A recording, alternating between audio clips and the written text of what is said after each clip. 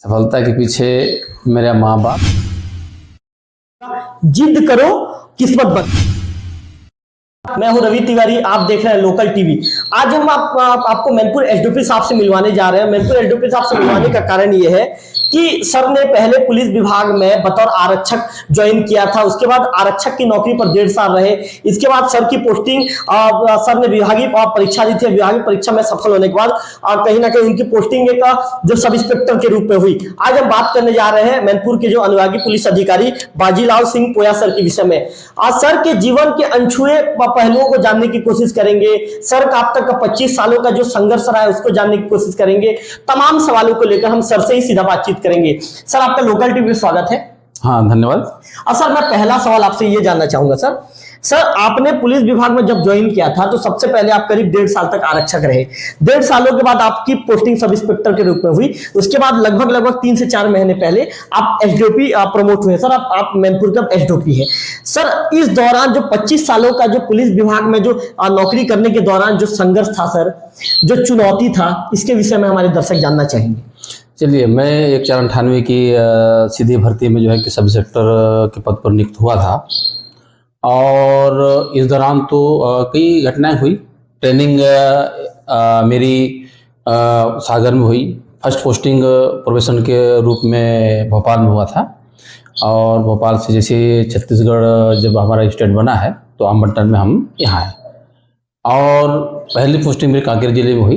तो वहाँ 1-2 नक्सली घटनाएं हुई थी। 2 घटनाएं हुई थी जो एम्बुश में हम फंसे थे।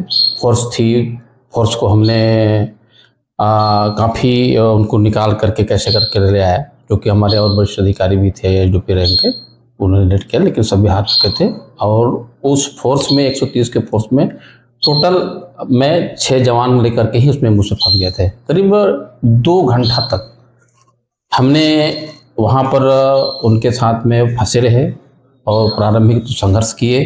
गोलीबारी हमने भी किया, नक्सलियों का भी हुआ हमारे ऊपर, जो कि टारगेट मेरे को ही बनाया गया था। तो फिर हम देखे कि हमारे गोला बारूद ख़त्म हो जा रहे हैं, आर्म्स एम्युनिशन वगैरह। तो हमने बिल्कुल शांत हो गए, जैसे हमने एक अपने आप को मरने का शो किए, ताकि नक्सली हमारे रेंज में आए तो हम ग्रेनेड के माध्यम से या बचे हुए राउंड के माध्यम से उसके ऊपर अपन अटैक कर सकते हैं। तो फिर बाद में फिर हमको बैक सपोर्ट मिला हमारे साथियों ने, जो कि कवरिंग फायर करते हुए आए, तो फिर वापस अपने टीम के साथ में ले गए थे। ये बड़ी एक घटना थी। ये कांकेर जिले की किलेनार के पहाड़ी की है। मेरी कहें प्रारंभिक पढ़ाई मेरे गांव में हुई है, प्राथमिक शिक्षा, जो गांव का नाम है अमराल का, और जो विकास खंड वाड्रफनगर जिला आज बलरामपुर है, और जो वहाँ से 35 से 40 किलोमीटर की दूरी में 3 स्टेट लगता है, एमपी, यूपी और झारखंड। और प्रारंभिक शिक्षा गांव में ही पढ़ने के बाद में मैं मिडिल क्लास के लिए, जो 15 किलोमीटर लगभग दूर कपिल देवपुर गाँव है, वहाँ के सरकारी स्कूल में मैंने हॉस्टल में रहा। सर मैं मेरे दर्शकों को बता दूं कि जो हमारे एसडीओपी साहब हैं बाजीलाल सर, जो है सर का व्यवहार एकदम सौम्य है और सर एकदम सरल व्यवहार के अधिकारी हैं। यदि आपकी भी किसी तरह की कोई शिकवा शिकायत हो तो सर से बिल्कुल आप फरियाद कर सकते हैं, सीधा सर से मिल सकते हैं। सर का व्यवहार बहुत सौम्य है। सर, मैं आपसे ये सवाल पूछना चाहूंगा सर कि आपके विषय में मैंने ये सुना है सर कि आपने आपकी प्रारंभिक शिक्षा 1ली से लेकर 12वीं तक तो आपने सरकारी स्कूल में पढ़ी। सर, आप जब आपको 9th से पढ़ना था, 9 से जो 12th तक आपका जो पढ़ाई का जो दौर था, उस दौरान आपके विषय में मैंने ये सुना है सर कि किराए के जो एक मकान था, उसको मकान को आपने लिया था। आपके घर की आर्थिक स्थिति इतनी ज्यादा खराब थी सर कि आपको पढ़ाई के दौरान आपको कई दिन तक आप जमीन में सोते थे। ये क्या चीजें थी सर? इस चीजों को भी थोड़ा दर्शकों को अवगत करवाइए और दर्शकों को बताइए। जी, हमने शुरू से ही सरकारी स्कूल में ही पढ़ा है, प्राइमरी से लेके कॉलेज तक का। तो आर्थिक स्थिति इतनी अच्छी नहीं थी कि हम कुछ अच्छे स्कूल में या प्राइवेट स्कूल में पढ़ सकें। और 9वीं से 12वीं तक का जो हमारा सफ़र था हायर सेकेंडरी स्कूल तक का, वो आज जो जिला मुख्यालय बलरामपुर है, गांव से अपने मतलब 35 किलोमीटर दूर हम साइकिल से पैदल जो है कि चलते थे, क्योंकि साथ में राशन वगैरह भी ले जाना होता था, तो पैदल चलते थे, दूसरे दिन जाके पहुंच पाते थे। वहाँ पर एक सज्जन का अपने किराए में क्यों कहें क्या, एक सहयोग की भावना से एक रूम दिया था, मात्र एक रूम, और वहीं पे हम उस एक रूम में 4 लड़के रहते थे, और ज़मीन में सोना होता था चटाई डाल करके, और वो उसी रूम में खाना बनाना होता था, और वही हमने जो है कि रह करके 9वीं से 12वीं तक का पढ़ाई किया है। सर वो दौर कितना संघर्षमय था सर? संघर्ष तो यूँ कहें बहुत ही ज़्यादा कठिन था, क्योंकि आर्थिक स्थिति ठीक नहीं रहने के कारण, चूँकि मेरे पिताजी किसान हैं और वो जगह आज भी पहुँच विहीन और शिक्षा स्वास्थ्य से कोसों दूर आज भी है, तो आज से समझिए कि 30-35 साल पहले हालात और क्या रहे होंगे। तो ऐसे कठिन परिस्थितियों में हमने 12वीं पास करने के बाद में नए नए कॉलेज जो खुला था, हमारा विकास खंड जो जगह वार्डफ नगर है, वहाँ हमने एडमिशन लिया था, और वो भी गवर्नमेंट कॉलेज ही था। सर मैंने आपके विषय में एक चीज और सुना है कि ग्रेजुएशन पूरा करने के लिए आपने बीएसएफ की नौकरी छोड़ दी थी। सर बीएसएफ की नौकरी में जाने के बाद कई लोग ये सोचते हैं सर, मतलब ये है कि कुल मिलाकर वो देश की सेवा के लिए नौकरी होता है सर, लेकिन आपकी मजबूरी अच्छी थी सर कि आपको जो आपका जो एजुकेशन पूरा करना था, इसी के चलते नौकरी छोड़ना पड़ा। सर वो निर्णय कितना ज्यादा आपके लिए कठिन था सर, और निर्णय आपके लिए कितना ज्यादा दुखदायी था सर, उन बातों को भी हम जानना चाहेंगे। जी, कॉलेज मेरा फर्स्ट ईयर और सेकेंड ईयर कंप्लीट हो चुका था, तो सेकेंड ईयर में रहने के दौरान ही मैं ट्राई किया था, और भी अन्य सर्विस का 12वीं के आधार पर अपन ट्राई करते थे, शिक्षा वर्ग के कंप्यूटर एग्जाम दिया करते थे, तो उनका रिजल्ट तो खैर हालांकि कुछ ऐसा नहीं आ पाया था। इसी दौरान बीएसएफ की भर्ती हमारे रेंज मुख्यालय अंबिकापुर में चल रहा था, तो वहाँ हमने ट्राई किया, और चूँकि फिजिकल थोड़ा सा ठीक था तो हमारा सेलेक्ट हो गया, और भी लड़के लोगों को हुआ था। तो उस समय मैं इस कॉलेज को पढ़ाई आधे अधूरे में ही छोड़ करके मैं बीएसएफ ट्रेनिंग सेंटर टेकनपुर में ग्वालियर, वहाँ ज्वाइनिंग कर लिया था। ट्रेनिंग पूरी 1 साल की ट्रेनिंग के बाद में मेरी पोस्टिंग हुई जम्मू कश्मीर, वहाँ पाकिस्तान बॉर्डर में मैं पोस्टेड हुआ था। तो नेक्स्ट एग्ज़ाम के लिए हमने प्राइवेट कोशिश किया, छुट्टी नहीं मिलने के कारण मैं एग्ज़ाम नहीं दे पाया। फिर नेक्स्ट ईयर में फिर हमने प्राइवेट एग्ज़ाम का फार्म भरा, और भरने के बाद में उस पीरियड में हमने कोशिश किया छुट्टी मिल जाए, तो उस समय फिर 15 दिन का हमने छुट्टी लिया, और चूँकि सिस्टर की शादी भी थी, और उस 15 दिन का छुट्टी पर मेरा 22 दिन का बना। इसी दौरान एग्ज़ाम भी था, तो हमने एग्ज़ाम भी देना शुरू किया।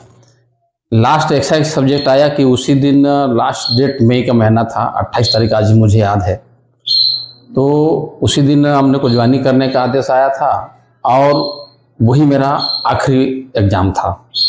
मेरा यहाँ पे मतलब डिसाइड करना बड़ा कठिन था कि मैं ज्वाइनिंग करूँ या फिर मैं ये एग्ज़ाम कंप्लीट करूँ। मैं बड़े बहुत सोच समझ करके मैं एग्ज़ाम देना ही बेहतर समझा, क्योंकि मेरा एक सपना था कि मुझे किसी भी हालत में ग्रेजुएशन कंप्लीट करना ही है।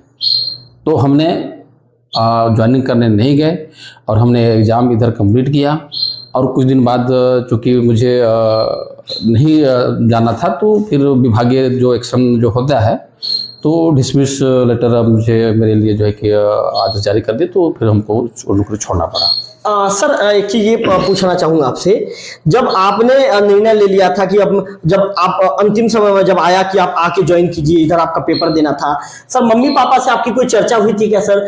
कुछ मम्मी पापा से आपकी बातचीत हुई थी कि इस तरह की कंडीशंस में गुजर रहा हूँ, तो कुछ मम्मी पापा ने कुछ कहा था क्या सर, आपके माता पिता ने? नहीं, इस संबंध में क्या है, अपना आज भी जो गृहग्राम है, चाहे वो इलाका है, वो बड़े पिछड़ा हुआ इलाका है। तो पिताजी चूँकि उस समय कुछ पढ़े लिखे थे 8वीं तक उस ज़माने में, तो कुछ इस तरह से साधन सुविधा ऐसा नहीं होता था, तो कुछ गाइडलाइन ऐसा मुझे नहीं मिला। मम्मी मेरी अनपढ़ हैं, आज भी उनको कि पता नहीं मेरा बेटा जो कर रहा है सही कर रहा है, उनका इतना खैर भरोसा तो है, और मेरे पिताजी को भी भरोसा है कि जो भी करेगा वो सही करेगा।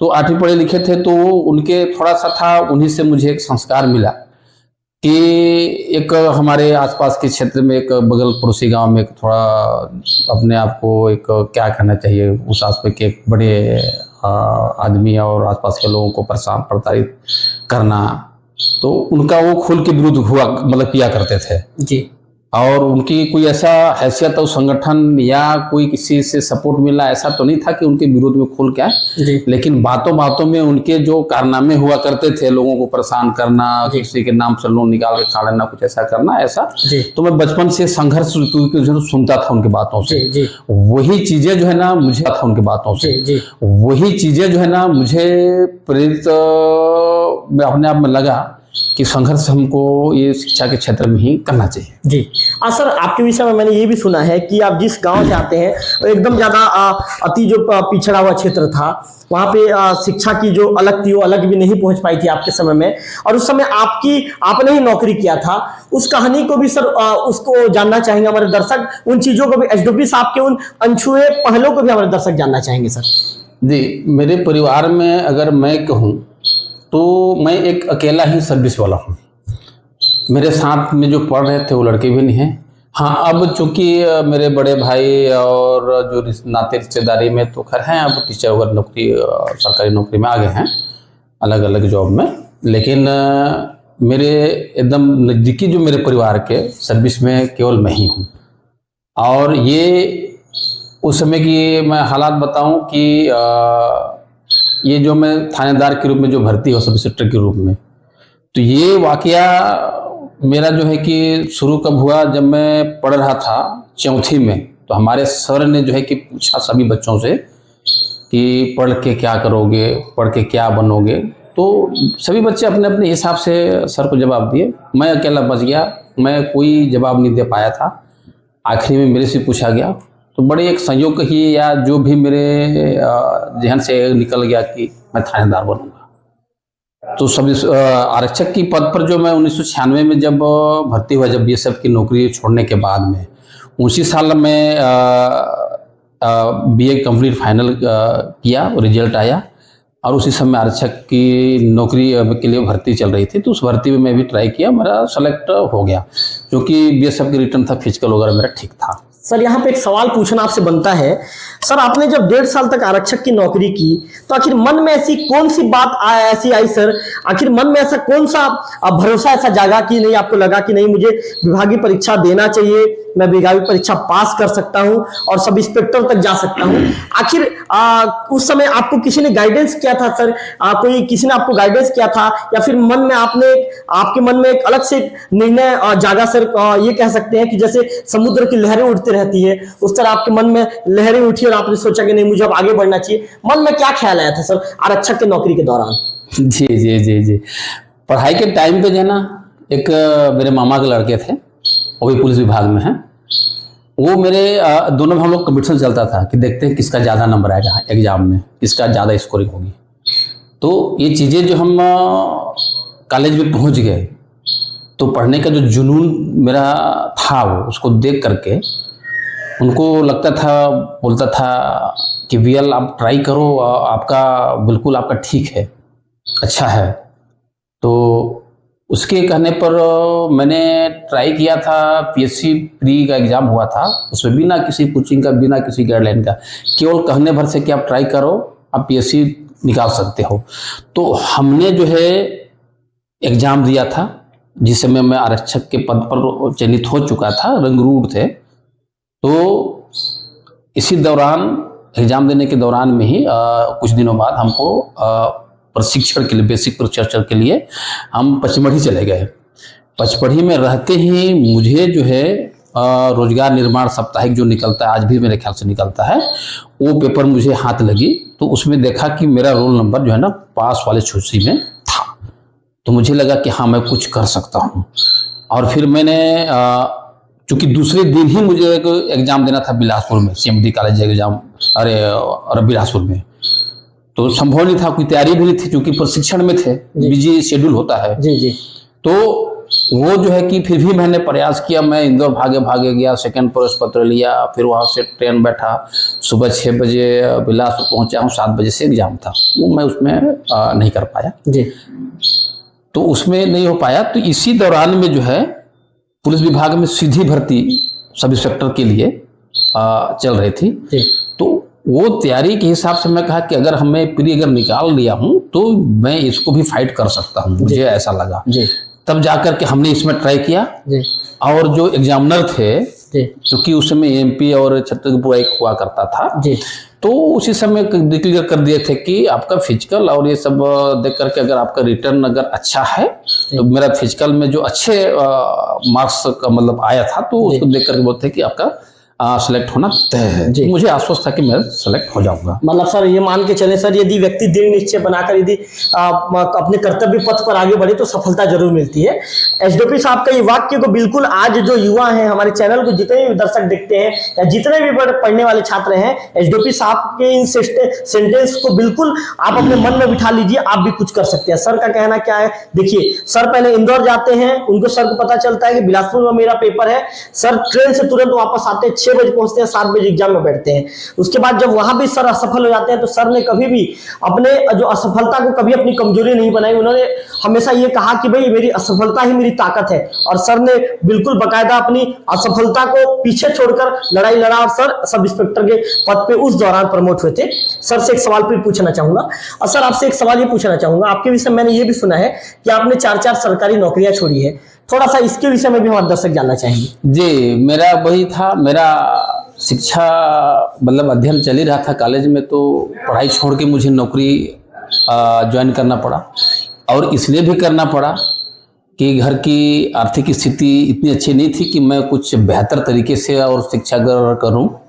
तो आर्थिक स्थिति को ठीक करने के हिसाब से मुझे लगा कि नौकरी कर लेनी चाहिए, इसलिए मैं ये सब ज्वाइनिंग कर लिया था। लेकिन मेरे दिल में भी मलाल था कि मेरे को ग्रेजुएशन करना ही है, तो बीच में नौकरी छोड़नी पड़ी। जी। दूसरी वो आया हूँ मैं छोड़ करके, ग्रेजुएशन कंप्लीट फाइनल एग्जाम दिया हूँ, पास हुआ हूँ, और तुरंत ही उसी समय जो है भर्ती हो रही थी, तो हमने फिर आरक्षक के लिए ट्राई किया, उसमें सेलेक्ट हो जाता हूँ मैं। जी। और मुझे फिर इसी दौरान कॉल लेटर पटवारी के लिए भी आया था, तो हमने उसको नहीं ज्वाइनिंग किया, क्योंकि पहले उसको छात्रवृत्ति के आधार पर प्रशिक्षण चलता था, तो उस समय बहुत कम छात्रवृत्ति मिलता था। इस पे चूंकि स्टार्टिंग में ही फुल स्केल पे मिलता था, तो मैं आरक्षक को चॉइस किया था। जी। और चॉइस करने के बाद में फिर जब विभागीय तौर पे सीधे जो भर्ती हो रही सब इंस्पेक्टर का, तो इसमें हमने ट्राई किया और हो गया। इस तरह से मेरी चौथी नौकरी है। जी। साहब आपके विषय में मैं एक चीज और पूछना चाहूंगा। सर आपने करीब 25 सालों तक पुलिस विभाग में सेवा की है, कभी ऐसा कोई समय आया क्या सर कि आप कभी कोई निर्णय आपको लेना है, या आपके सामने ऐसा कोई मामला आ गया, या आपके सामने ऐसा कोई अचानक ऐसा कोई वाकया हो गया जिससे कहीं ना कहीं बाजीलाल सर के भी कदम कहीं ना कहीं डगमगा गए, या कभी कोई ऐसा सिचुएशन आया क्या सर कि आपको डिसीजन लेने में कई बार सोचना पड़ा, या जब भी आप कभी ऐसी गंभीर परिस्थिति में फंसते हैं, आप क्या संकट मोचक के तौर पे किसी से कोई डिसीजन वगैरह लेते हैं क्या सर? आप किसी को अपना एकदम ऐसे कोई क्लोज मानते हैं क्या, जिससे एकदम आप पूछ के बातचीत वगैरह करते हैं, ऐसा कोई है? पूरा बातों को हमारे दर्शक जानना चाहेंगे। जी।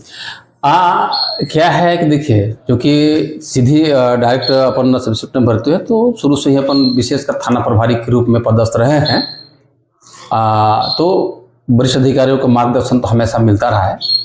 और मुझे लगता है कि अगर हम सही हैं, इतना तो पता खैर सभी को होता है कि सही क्या है गलत क्या है। गलत करने वाले को कानूनन जो गलती कर रहा है, कानून की दृष्टि से चाहे कोई भी हो, मैं हूँ, आप हो, कोई भी हो, वो गलत करने वाले को उसके हिसाब से पनिशमेंट उसका मिलना तय है, सजा होगी। और अगर गलती नहीं किए हैं तो उसको सजा मिलना मतलब उचित नहीं है, और मिलना भी नहीं चाहिए, और नहीं है। मैं इसी सिद्धांत पर सही के लिए सही और गलत के लिए गलत, इसी हिसाब से चलता रहा हूँ। रही बात कोई डिसाइड लेने में, या कोई मतलब कोई डिफिकल्ट मामला आ गया जिसमें कोई हम डिसाइड नहीं कर पा रहे हैं, तय करना क्या, तो खुल के हम जो है ना अपने वरिष्ठ अधिकारियों तक की, चूँकि हमारे बॉस एसपी महोदय ही हुआ करते हैं, उनको सही का सही और या गलत है तो गलत ये बिल्कुल बता दिए, तो सही मार्गदर्शन मिलता है। इसके अलावा मेरे पिताजी ने मुझे एक चीज़ बताया था कि बेटा कहीं भी रहो, कहीं भी जाओ, प्यार में मोहब्बत में वो ताकत है ना कि दुश्मन को भी आप अपने फेवर में कर सकते हो। ये मुझे उन्हें बताया, तो इसी हिसाब से मैं चलता हूँ। और हर कोई इंसान है, गलती इंसान से हो जाती है, कोई जानबूझ के करता है, कोई जाने में होती है, उसके लिए कानून का प्रावधान बना हुआ है। और कानूनन जो होता है उस हिसाब से हम FIR दर्ज करते हैं, जो प्रक्रिया है उसके हिसाब से चालान मोटअप की जाती है। एसडीओपी साहब के अनुसार पुलिसिंग का क्या अर्थ होना चाहिए? एसडीओपी साहब क्या सोचते हैं कि पुलिसिंग का क्या अर्थ होना चाहिए? पुलिसिंग तो मैं बहुत अच्छा एक प्लेटफार्म मानता हूँ, बहुत बेहतरीन, क्योंकि हम इस विभाग में रह करके अधिकतम लोगों के पास हम पहुँच और सीधे पब्लिक से जुड़ा होता है। और चूँकि जितने भी हमारे एक्ट्स बने हैं, कानून बने हैं, तो पुलिस के माध्यम से ही उसको फॉलो कराया जाता है। तो मैं समझता हूँ कि हम अगर चाहें समाज में, चाहे गली मोहल्ले में, कहीं भी हर जगह की तरह की समस्या, इतनी जनसंख्या समस्या तो होती है, हम उनको एक सही गाइड हम जो है कि दे सकते हैं। उसके लिए बशर्ते हमारी सकारात्मक सोच होनी चाहिए, अच्छी सोच, और लोगों को एक सेवा भाव का मतलब भावना होनी चाहिए कि हमको इनको गलत रास्ते में जा रहे हैं, चाहे नशा से संबंधित हो, या गलत संगति हो, या चोर चक्के की बात हो, या शिक्षा के क्षेत्र में गांव में देखता हूँ कि आते जाते कहीं कहीं बच्चे घूमते रहते हैं, अब ये सिर्फ भीख मांगना शुरू कर देते हैं, माँ बाप ध्यान देते हैं, तो उसको हमेशा प्रॉपर गाइड करते रहने से मैं समझता हूँ कि बेटर है। हाँ, थोड़ा अगर पुलिसिंग की बात कहें तो आज भी दूर गाँव देहातों में लोगों की पुलिस का एक डर और भय बना रहता है। ऐसे डरने की आवश्यकता नहीं है, लेकिन अगर सही काम के लिए आप अगर टाइटली फोर्सली अगर बोलें कि नहीं नहीं ये ऐसा काम होनी ही चाहिए, उसके हित के हिसाब से, जैसे मैं बोलता हूँ, हमारी स्टाफ में हो चाहे और कोई भी हो, तो अगर कोई नशा पान कर रहा है और एक के कारण उसका पूरे परिवार, बीबी बच्चे, परिवार, सब परिवार नरक बन जाता है, तहस नहस हो जाता है, उसको मैं टाइटली जो है ना, अंदर से ही मुझे आता है कि ये गलत कर रहा है, इसको टाइट लेना चाहिए, कार्रवाई भी होनी चाहिए इसके खिलाफ, ताकि वो परिवार जो है ना वो नरक की जिंदगी जीने से बच सके। बिल्कुल साहब, आपने बहुत अच्छी बात कही कि जब नशा जो व्यक्ति करता है उसका पूरा परिवार एकदम नारकी जीवन में चले जाता है और परिवार के लोग परेशान हो जाते हैं। साहब, एक महत्वपूर्ण सवाल ये भी पूछना चाहूंगा। आपने हमारे चौथे सवाल में ये कहा था कि आपकी मम्मी कभी स्कूल नहीं गई है, आपकी मम्मी ने जो ABCD होता है या जो वर्डिंग होता है, कोई भी अक्षर ज्ञान उन्होंने नहीं पढ़ा है। सर, ये कहा जाता है कि बच्चे की पहली पाठशाला उसकी अम्मा होती है, उसकी मम्मी होती है। सर, मम्मी क्या कहती थी हमेशा आपके शिक्षा दीक्षा को लेकर, या मम्मी कभी कुछ बातों को लेकर मम्मी से चर्चा होती थी, मम्मी हमेशा क्या कहती थी? सर, मम्मी के साथ ऐसा कोई लम्हा है क्या सर, ऐसा कोई पल है जिसको आप हमारे साथ शेयर करना चाहेंगे? देखिए मम्मी, देखिए वाकई में हर इंसान के लिए दुनिया में सबसे महान होती है। गरीबी स्थिति थी तो ये समझिए कि कभी कभी पैसा और रुपया नहीं होता था, फीस जमा करना होता था और कुछ जरूरती की चीज़ें होती थी, पुस्तक कापी खरीदना होता था, तो मैं चूंकि परेशान हो जाया करता था कि कैसे होगा। हमारे गांव में मुझे अच्छी तरह से पता है कि एक सर थे, तो उनसे मैं कहा कि मेरे को कुछ कापियाँ लेनी है सर, तो मुझे 20 रुपये उधार दिए थे, उतने से मुझे काम नहीं चलना था। तो मम्मी जो है कि आप पुराने ख्यालातों के हैं, मेरी भावनाओं को समझे कि नहीं करना चाहिए, तो पुराने चांदी के सिक्के ना जो घर के लोग रखे रहते हैं बिल्कुल उसको हिफाजत से जी, उसको बेच करके मुझे पैसा दिए। वो चीज़ें मुझे याद आता है कि मेरी जो जज्बात था उन्होंने कैसे ख्याल किए, और वो मतलब घर में मतलब रखे थे, वो एक मतलब छिपा करके या पुराना पैसा है हिफाजत के साथ, वो बेच करके चांदी का सिक्का था, मुझे याद है, वो बेच करके मेरे को पैसा दिए। तो वो चीज़ को मैं सोचता हूँ कि मम्मी ने मुझे बड़े अच्छे सपोर्ट किए और आज भी करती है। मैं काफ़ी दिनों बाद जब घर गया था, अभी मम्मी क्या बोलेगी, खाना खा के ही जाना, तुम आते हो भाग जाते हो जी। तो ये अभी कुछ दिन पहले की बात है, मैं मैनपुर से ही गया था जी जी, और मैं अपने शासकीय काम से गया था रामानुजगंज कोर्ट कैंप से जी। तो माँ बाप गांव में ही रहते हैं, मैं आया उनसे मिला बोले खाना खा के जाना जी। तो तुरंत शुरू कर दिया अपने बड़े भाई के लड़के की व्यवस्था कराओ, खाना वाना खाने बिना नहीं जाए। तो मैं उनके साथ में 4 घंटा समय बिताया जी। सर, आज मम्मी पापा से मिलते हैं तो क्या बातें होती है सर, क्योंकि चूंकि पुलिस के बड़े अधिकारी हैं आप, तो मम्मी पापा से आज मिलते हैं तो किस तरह की बातें होती है सर? कैसे हो बेटा, बढ़िया से रहे, और उनको ये नहीं मालूम कि एसडीओपी क्या है जी। पढ़े लिखे नहीं है, इतना है कि पुलिस विभाग में अब मोर बेटा बड़ा अधिकारी बन गए से, ऐसा वो उनको पता है। हाँ, पिताजी 8वीं तक पढ़े लिखे उस समय के, तो उनको पता है कि सब डिविजनल पुलिस ऑफिसर क्या होता है। है ना। तो लेकिन मम्मी को ये पता नहीं है कि अब वो पहले दरोगा रहीस, अब ओकर से बड़े साहब बन गए। जी साहब, एक सवाल आपसे ये भी पूछूंगा, आपने हमारे तमाम सवालों के जवाब बहुत अच्छे से दिए हैं सर। दर्शक भी बिल्कुल, यदि आपका इंटरव्यू देखेंगे सर, तो ये बिल्कुल प्रेरणादायक स्टोरी, आप समझ सकते हैं कि एक माता जो कभी स्कूल नहीं गई, लेकिन अपने बेटे को पढ़ाने के लिए उन्होंने अपने जो चांदी के सिक्के थे, उन्होंने अपने जो जमा किए गए चांदी के सिक्के को बेच दिया और उस बेटे को पढ़ाया। और आज बेटा कहाँ है आप देख सकते हैं, आज उस बेटा एसडीओपी की कुर्सी पर बैठ गए हैं। अब बिल्कुल हम जो लगातार जो बाजीलाल सिंह पोया सर हैं उनका इंटरव्यू कर रहे हैं, सर के जीवन के पहलुओं को हम इस तरह दर्शकों के बीच लाने की कोशिश कर रहे हैं, ताकि आप लोगों को भी इस प्रेरणादायक ये कहानी को यदि आप भी सुने तो निश्चित तौर पर आपको भी लगे कि यदि व्यक्ति किसी भी तरह की, यदि उनके पास संसाधन की कमी है और व्यक्ति यदि कोई भी चीज करना चाहे तो आगे बढ़ सकता है। और साहब, एक सवाल, जिस तरह से अभी जिला मुख्यालय में जो हमारे जिले के जो एसपी साहब हैं, जो एसएसपी साहब हैं और वरिष्ठ पुलिस अधीक्षक अमित तुकाराम कामले साहब, उन्होंने एक नशा के विरुद्ध नया सवेरा अभियान चालू किया है। जो हमारे एडिशनल एसपी साहब हैं डीसी पटेल साहब, वो भी लगातार उसका मॉनिटरिंग कर रहे हैं। डीसी पटेल साहब भी जगह जगह जाते हैं, लोगों को नशा से दूर रहने की हिदायत देते हैं। सर, उस अभियान को लेकर जो हमारे एसडीओपी साहब है, मैनपुर के एसडीओपी साहब है, पोया साहब क्या सोचते हैं? जी, नशा मुक्ति के संबंध में मेरा पहला से ही ट्रेड साहब रहा है, जैसे बलरामपुर जिले में रहा और जहां भी रहा हूं मैं। ये सब हर अपराध की जड़ नशा तो है, मैं ऐसा मान के चलता हूं, लेकिन ये अपराध ही नहीं, ये किसी का भविष्य भी खराब कर रहा है। अपने, उनके बच्चे, उनकी बीवी, उनके परिवार सब नरकी जिंदगी जीने को मजबूर हो जाते हैं। यहाँ तक कि घर में जो लास्ट में किडनी और लीवर जो फेल होता है ना, तो घर द्वार और जगह जमीन बेचकर इलाज कराता है। तो ऐसी कंडीशन में जो है, जिस चीज से नुकसान के सिवा कोई फायदा ही नहीं है, तो ऐसा काम करना क्यों? तो चलते फिरते जहां कहीं भी मुझे कोई दिख जाता है तो मैं इसमें सख्त हिदायत देता हूं। कुछ लोगों को ठीक भी कर चुका हूं और कुछ लोग नहीं भी मानते हैं, क्योंकि कहते हैं ना, कुत्ता का कुछ ठीक नहीं होता है। ऐसी कंडीशन भी है, देखा हूं मैं। जी, ठीक है। अब चूंकि अभी फर्स्ट फेज में हमारे जिले की बात करूं, गरियाबंद जिले की, तो फर्स्ट फेज में अभी गरियाबंद मुख्यालय उसके आसपास के क्षेत्रों में ये अभी शुरू कर रहे हैं। हो सकता है सेकंड फेज में हमारे इधर भी अभियान चलाएगा और देवबंद एरिया में तो निश्चित तौर से ही चलना चाहिए और चलाएंगे भी। साहब, एक अंतिम सवाल, आप एक आज सफल पुलिस अधिकारी हैं, आपने आपकी जो थानेदारी है, सब इंस्पेक्टर रूप में भी आपने काम किया, आप थानेदार भी रहे, थानेदार के बाद आप एसडीओपी प्रमोट हो गए हैं, आप एक सफल पुलिस अधिकारी के रूप में आपकी पहचान होती है, आपका व्यवहार बहुत सौम्य है, आपके लोगों से मिलने का तरीका बहुत अच्छा, फरियादियों से जब भी कोई फरियादी बिल्कुल आता है तो बिल्कुल आप उनको सामने टेबल में बिठाते हैं, उसकी फरियाद को सुनते हैं। कहीं ना कहीं आपकी छवि ऐसी बन गई है सर जनता के बीच में कि आप बहुत सौम्य और सीधे साधे सरल व्यवहार के अधिकारी हैं। आज पोया साहब एक सफल अधिकारी हैं और पोया साहब के सफलता के पीछे किसका हाथ है?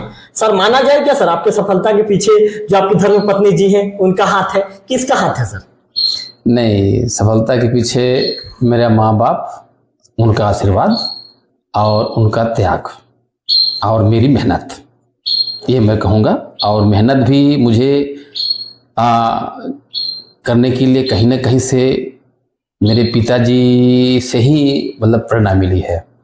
मैं जब छोटा था तब से मैं सोचता हूँ और आज भी सोचता हूँ, और उनके सामने मैं आज भी छोटा बच्चा हूँ। और आज भी मेरे पिताजी बुक्स वगैरह पढ़ लेते हैं, तो वो बचपन से ही मैं देखते आया हूँ कि वो पढ़ते रहते थे, लेट करके बुक्स वगैरह कहीं कहीं हमेशा कंटिन्यू, और वही चीज़ें मैं भी पढ़ता रहता था। यहाँ तक कि मतलब फेंकाया हुआ पेपर वगैरह कहीं कुछ मिल जाता था तो उसको भी उठा के पढ़ते थे क्या चीज़ है, और न्यूज़पेपर तो कंटिन्यू मैं पढ़ता ही था। तो मैं कहूँगा कि सफलता के पीछे चूँकि माँ बाप इसलिए भी कर रहा हूँ, मेरी पत्नी तो मेरी नौकरी, यानी मैं सब इंस्पेक्टर में भर्ती हो गया, उसके 4 साल बाद शादी किया हूँ। तो अभी हाँ, अभी मेरी पत्नी त्याग जरूर कर रही है। मेरे 2 बच्चे हैं तो दोनों बच्चों को संभाल रही है वो, और मैं बेफिक्र होकर के अपने जो नौकरी है, अपने को जो जिम्मेदारी मिली है, उसको बड़ी ईमानदारी और निष्ठा के साथ मैं भरसक पूरा प्रयास करता हूँ, ईमानदारी के साथ करूँ और करता भी रहा हूँ। और विभाग रूप से मैं अपने अधिकारियों के पास भी बात को रखता हूँ, या अपने से कभी त्रुटि भी हो जाती तो भी उसको रखता हूँ, तो अच्छे मार्गदर्शन मिलते हैं। अब विशेषकर हमारे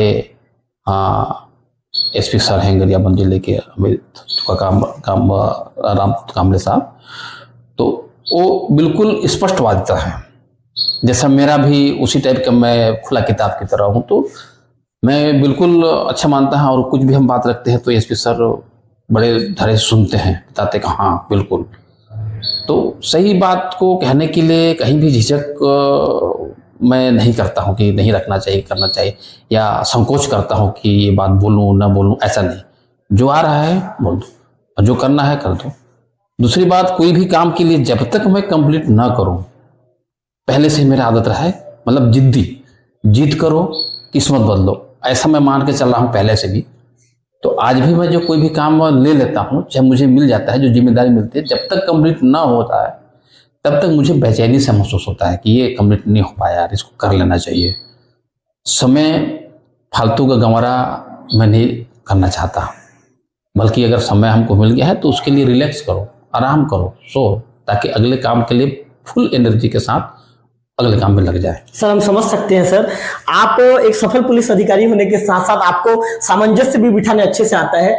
जब हमने आपको पूछा था कि आपकी सफलता के पीछे आपके पत्नी जी का हाथ है, तो आपने माता पिता का नाम तो लिया सर, और साथ में जो हमारी मैम है, मैम को भी खुश करने के लिए आपने लास्ट में उनका भी नाम ले दिया। तो आप समझ सकते हैं कि एसडीओपी साहब, सामंजस्य बिठाने में भी एसडीओपी साहब को बिल्कुल महारत हासिल है। जब हमने उनसे पूछा कि क्या आपकी सफलता के पीछे जो आपकी धर्मपत्नी जी का हाथ है, अंतिम सवाल उनसे पूछा था, तो सर ने बड़े ही चालाकी से, बड़े ही अच्छे तरीके से जवाब दिया। सर ने सबसे पहले अपने माता पिता को सफलता के लिए माता पिता का नाम रखा। निश्चित तौर पे एक पुत्र को सबसे पहले अपने माता पिता का नाम ही आगे करना चाहिए, क्योंकि एक पुत्र के लिए एक माता पिता जितना ज्यादा त्याग और जो समर्पण भावना रखते हैं, और हमेशा एक माता पिता ही चाहेंगे कि उनका बेटा उनसे ज्यादा नाम कमाए, तो सर ने निश्चित तौर पर अपने माता पिता को अपने सफलता का श्रेय दिया है। लेकिन सर ने यह भी कहा है कि जब मैं सब इंस्पेक्टर बनने के बाद 4 साल के बाद मैंने शादी की, तो हमारी जो जीवन संगिनी है उनका भी साथ मेरे को लगातार मिलता रहा है। उन्होंने भी मेरे साथ कंधा से कंधा